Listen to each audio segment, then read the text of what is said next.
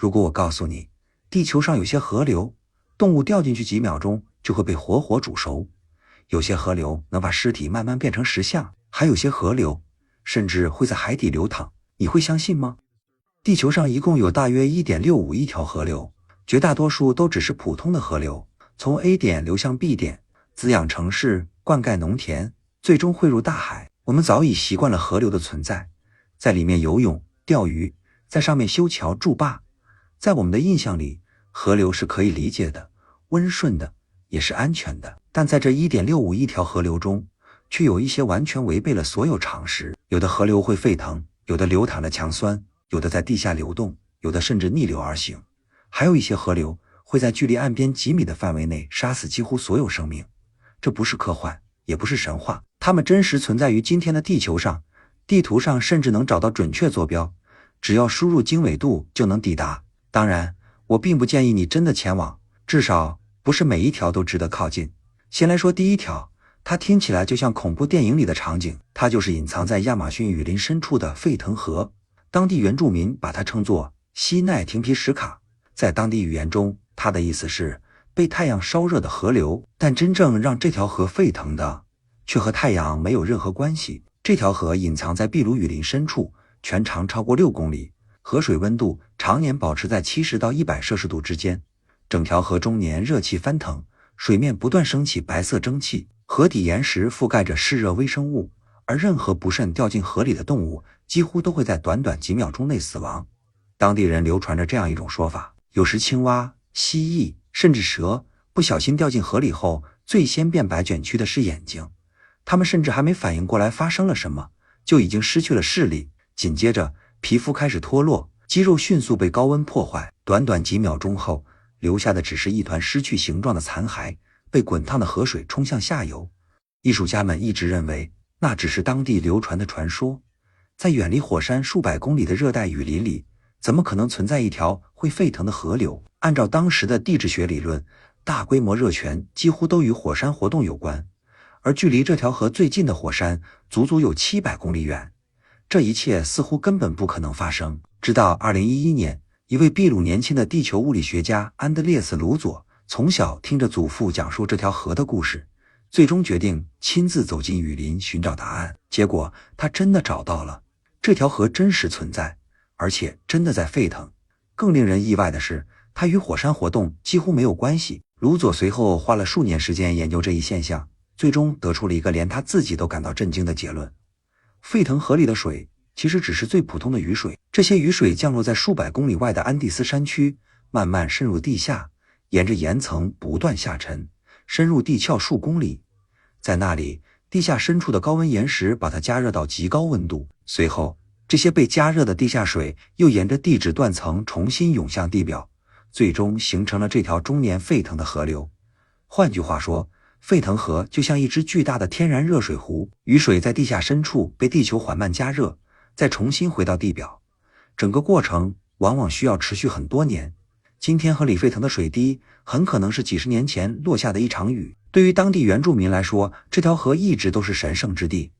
萨满祭司利用蒸汽举行仪式，也会用河水熬制草药。他们相信这条河拥有超自然力量，而河底深处沉睡着一条巨大的灵蛇。就连卢佐后来也承认，尽管自己始终相信科学，但站在河岸边，看着白色蒸汽不断升腾，听着滚烫河水翻涌轰鸣，很难不产生一种超现实的感觉。在那里，科学与神话仿佛交汇在一起，边界也在滚滚热雾中逐渐消失。为了长期监测这条河，卢佐还沿岸布设了大量温度传感器，结果发现河水温度会随着季节和降雨变化而波动。旱季时，中段河水最高可接近100摄氏度，到了雨季，大量冷雨水汇入河道，温度则会下降到60至70摄氏度左右。可即便是在最凉的时候，这样的高温依然足以在短短几秒钟内造成严重烫伤。当地居民当然知道哪些地方相对安全，一些支流冷热河水交汇，会形成约40摄氏度左右的天然温泉池，他们会在那里洗澡、洗衣服，甚至直接把食物放进河里煮熟。可只要再往前迈一步，河水温度就会再次急剧升高。而这条沸腾河带来的意义也远不止发现一种奇特自然现象那么简单，它改变了科学界过去对于地热活动的认知。过去，人们普遍认为没有火山就不可能形成如此规模的高温热泉，但事实证明，只要地下存在足够深的断层，雨水就能渗透到岩石温度超过200摄氏度的深处，被加热后重新喷涌到地表。这也意味着，在地球其他拥有深层断裂带和充足降雨的地区，理论上同样可能存在类似的沸腾河。亚马逊雨林深处、非洲中部山区，甚至婆罗洲那些人迹罕至的原始森林里，是否还隐藏着更多这样的河流？目前没有人知道答案。如果说沸腾河靠高温杀死生命，那么接下来这条河则用另一种方式带来死亡。它就是西班牙西南部著名的利拓河。整条河看起来就像有人把几万吨红色颜料泼在了大地上，河水呈现出浓重的暗红色，有时甚至偏向橙色。河岸覆盖着黄色、紫色和黑色交织的矿物沉积层，在阳光下闪烁着奇异的金属光泽。这里堪称地球上最像外星世界的地方之一，同时也是毒性最强的河流之一。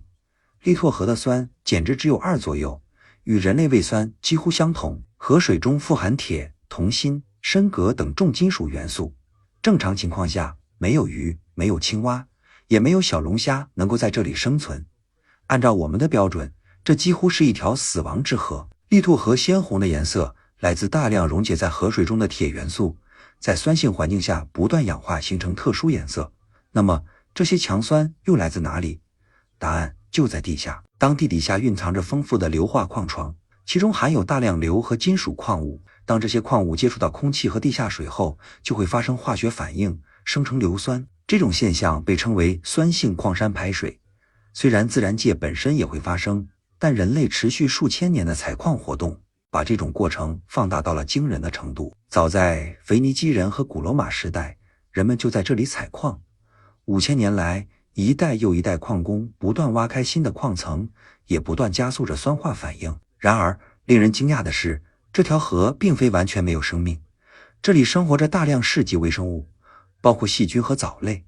它们不仅能够在强酸环境中存活，反而生活得异常繁盛。这些微生物以溶解的金属和硫化物为能量来源，把河床覆盖成红色、绿色和紫色交织的均毯。对于 NASA 来说，利拓河具有特殊意义，因为这里是目前地球上最接近火星环境的天然实验室之一。火星表面同样覆盖着大量氧化铁，因此呈现红色，而在它的地下也可能存在富含金属的酸性地下水。如果火星上真的存在生命，它们或许就会像利拓河里的这些微生物一样。正因为如此， NASA 已经持续研究这条河流20多年，把它当成未来寻找外星生命仪器的天然测试场。而利拓河的历史其实也是一部人类开发自然的历史。这里已经连续开采了整整5000年，腓尼基人在这里开采白银，古罗马人在这里挖掘铜矿和黄金。到了19世纪，英国和德国的矿业公司更把这里变成了一座巨大的露天矿场，每年开采出数百万吨矿石。甚至就连利拓这个名字如今也成为了全球最大的矿业公司之一。讽刺的是，这家以一条死亡之河命名的公司至今仍在世界各地不断开采资源，也不断制造出新的矿区和新的污染河流。利拓河早已不仅仅是一条奇怪的河流，它更像是一面镜子，映照着人类5000年来与自然相处的方式。我们不断索取，而留下的却是酸液与锈迹。如果说前2条河已经足够不可思议，那么第3条河则更加离谱，因为它根本不流淌在陆地上，而是在海底。没错，一条真正的海底河流。2010年，一支英国科研团队在黑海海底发现了一条完整的河流，它拥有清晰的河道、河岸、泛滥平原，甚至还有瀑布。整条河沿着海底缓缓流淌，位于约35米深的海底之下。它最宽可达1公里，最深约35米。如果把它搬到陆地上，它将成为欧洲第6大河流，比莱茵河还要庞大。这一切究竟是怎么形成的？答案隐藏在海水密度的差异之中。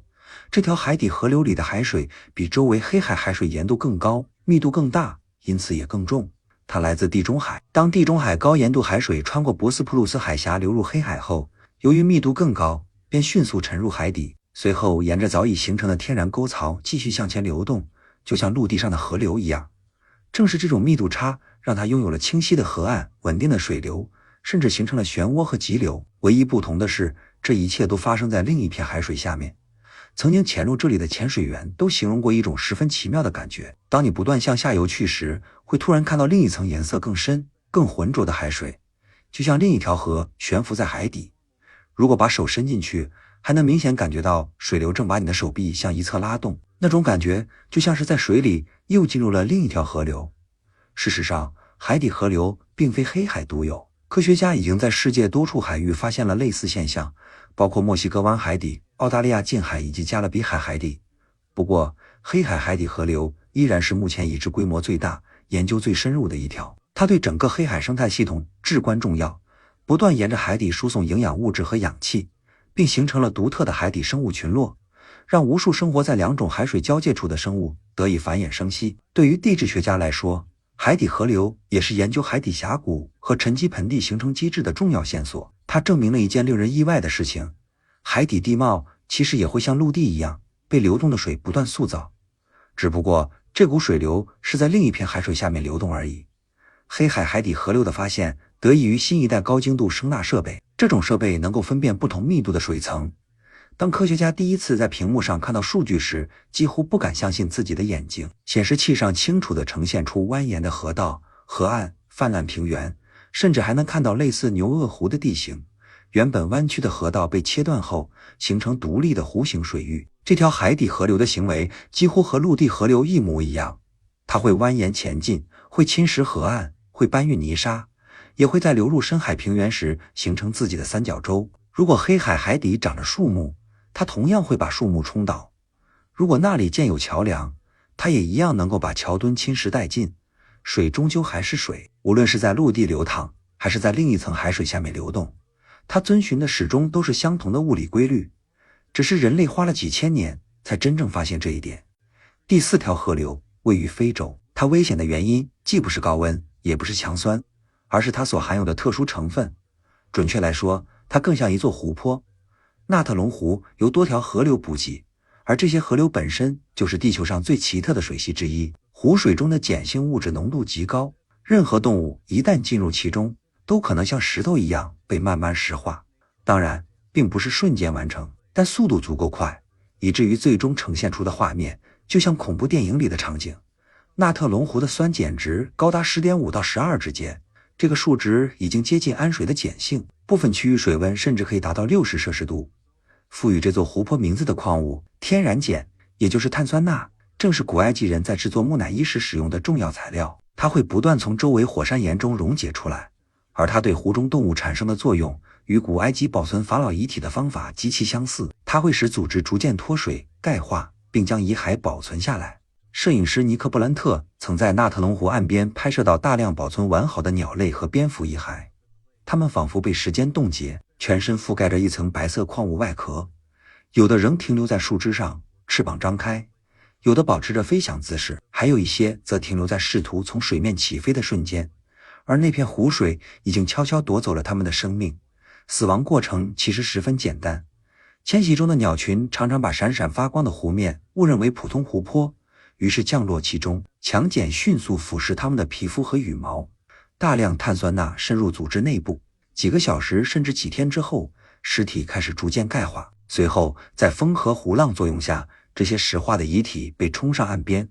它们可以在那里保存数年甚至数十年，成为一座座令人毛骨悚然的天然雕像。这一切并非传说，更不是夸张。摄影师拍摄的照片传遍世界，成为21世纪最令人震撼的自然影像之一。然而，大自然最神奇的地方就在于此，这座几乎能杀死所有生命的湖泊，却偏偏孕育着东非最大的火烈鸟繁殖地。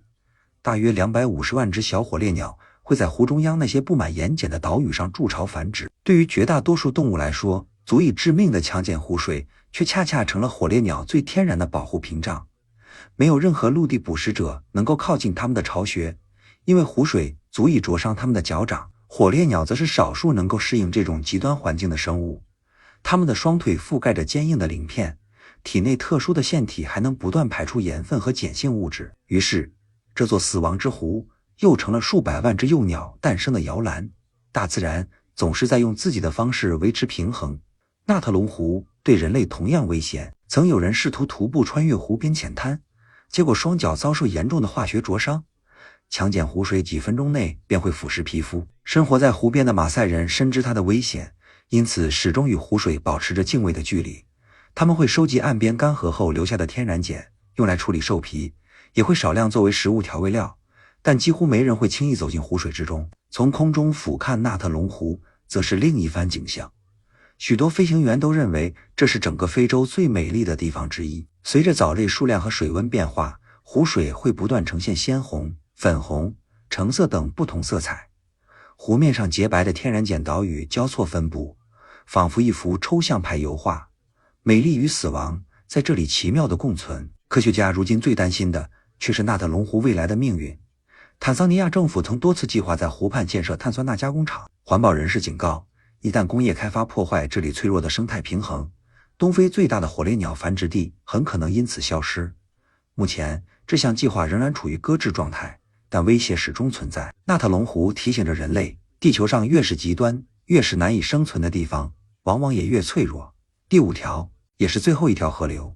从物理学角度来说，或许最不可思议，因为它竟然会倒着流。美国伊利诺伊州芝加哥河是世界上唯一一条被人为彻底逆转流向的大型河流，整条河流被硬生生调转了180度。1900年以前，芝加哥河原本流入密歇根湖，而密歇根湖正是整座城市最重要的饮用水来源。问题在于，当时城市里的生活污水、工业废水以及屠宰场排出的废弃物，全都直接排进了这条河。当年的芝加哥是全球最大的肉类加工中心，结果可想而知，整座城市的饮用水污染严重，伤寒、霍乱等传染病不断爆发，每年夺走大量生命。1885年的一次疫情中，大约有9万人死亡，几乎占当时全市人口的 12%。 面对危机，当局最终采取了一个极其疯狂的办法，既然无法净化污水，那就干脆让河流改道。由于当时污水处理技术还不成熟，工程师们认为与其治理河水，不如直接改变河流方向。于是他们决定让芝加哥河不再流向密歇根湖，而是改道流向伊利诺伊河，再汇入密西西比河。这样一来，芝加哥的污水就不会污染自己的饮用水，而是顺流流向下游。至少对芝加哥来说，问题解决了。为了完成这项工程，人们修建了长达40公里的芝加哥卫生运河和航运运河，打通了五大湖流域与密西西比河流域之间的分水岭。整个工程持续了8年时间，投入了数千名工人、数百台设备以及数百万立方米土石方开挖量。1900年1月21日，水闸正式开启，芝加哥河开始逆流而上。数千年来一直向东流入密歇根湖的河水，从那一天开始改为向西流向密西西比河。这或许是人类水利工程史上最大胆的壮举之一。人类亲手改变了一条天然河流的方向，并告诉他，以后你就往这边流。当然，下游城市对此并不高兴。位于密西西比河下游的圣路易斯很快提起诉讼，指责芝加哥把自己的污水全部排到了他们的饮用水里。官司一路打到了美国最高法院。1906年，法院最终判定没有足够证据证明圣路易斯的疾病与芝加哥污水存在直接关系，因此支持了芝加哥的做法。这一判决虽然争议巨大，却也让芝加哥河成为世界上唯一一条大规模逆流的河流。直到今天，它依旧保持着倒流状态，当地人甚至以此为荣。河边还立着一块醒目的标牌，上面写着这里的河流是倒着流的。不过，这次掉头带来的影响至今仍在持续，而且并非全都是好事。连接五大湖和密西西比河流域的运河也打通了原本不存在的生态通道。如今，从一个流域扩散到另一个流域的最大威胁就是亚洲鲤鱼。这种体型巨大、食量惊人的鱼类正在不断破坏密西西比河流域的生态系统，并持续向北推进，逼近五大湖区。事实上，它们距离芝加哥已经越来越近。一旦亚洲鲤鱼进入五大湖，当地价值数十亿美元的渔业资源都可能遭到毁灭性打击。为了阻止它们继续北上，人们甚至在运河中安装了电流屏障，这些装置会释放电流，将靠近的鱼群电退。听起来像科幻电影里的设定，却是真实存在的工程。一道建在水里的电围栏正在保护整个五大湖生态系统，抵御125年前一项工程决策所带来的后果。芝加哥河改道的故事也向人们证明了一件事儿：人类每一次干预自然都会产生难以预料的连锁反应，而代价往往需要后人承担。这条河流的历史本身就是人类解决自己制造问题的缩影，他们没有先治理污染，而是直接改变河流方向，没有建造足够完善的污水处理设施，而是把污染顺着河流送给下游城市。这是水利工程上的壮举，也是生态环境上的巨大争议。或许它才是地球上最具人类特色的一条奇怪河流。大自然创造了沸腾河、强酸河、海底河和死亡之河，而人类却把一条原本普通的河流硬生生改成了倒流，只因为这样更加方便。5条河流，5种彻底颠覆我们认知的存在。亚马逊雨林里的沸腾河提醒着我们，地球其实是一台仍在运转的巨大机器，而人类不过生活在它那层薄薄的地壳表面。利托河布满铁锈般的红色和硫酸，却告诉我们，生命总能在最恶劣的环境中找到生存方式。黑海海底河流则证明，即使在看似连成一体的大海之中，也存在着看不见的河道、河岸和水流。纳特龙湖能够把动物变成石雕，却同时孕育着数百万只火烈鸟的新生命。而芝加哥河逆流而上的故事则提醒着我们，人类确实能够改变自然，但未必总能承担改变之后的代价。水是地球上最普通的物质，我们的身体大约 60% 都是水，每天都要饮用它，因此很容易把它视作理所当然的存在。可当你真正去观察世界那些最极端的河流时，就会发现水源比我们想象的更加神秘。它能够沸腾，能够冻结，能够溶解岩石，也能够让生命化为木乃伊般的遗骸。它可以在另一片海水下面流动，也可以逆着原本的方向前进。水或许才是地球上最奇怪的物质，而河流则是它最不可思议的表现形式。我们总以为自己已经了解这颗星球，卫星拍遍了地球每一寸陆地，深海探测器潜入海底，探险者踏上了南北两极。但只要离开旅游路线，走进秘鲁雨林深处，潜入黑海海底，或飞越坦桑尼亚那片盐碱湖，地球又会重新变得陌生、危险，同时也令人着迷。一条能够煮出生命的河流，一条连火星微生物都可能适应的强酸河，一条流淌在海底的河流，一座把鸟类变成石雕的湖泊，还有一条被人类强行调转方向，如今却不得不用电网守护的河流。它们都在提醒我们，水从来不只是解渴的液体，它可以沸腾，可以侵蚀，可以溶解，也可以流向任何你意想不到的地方。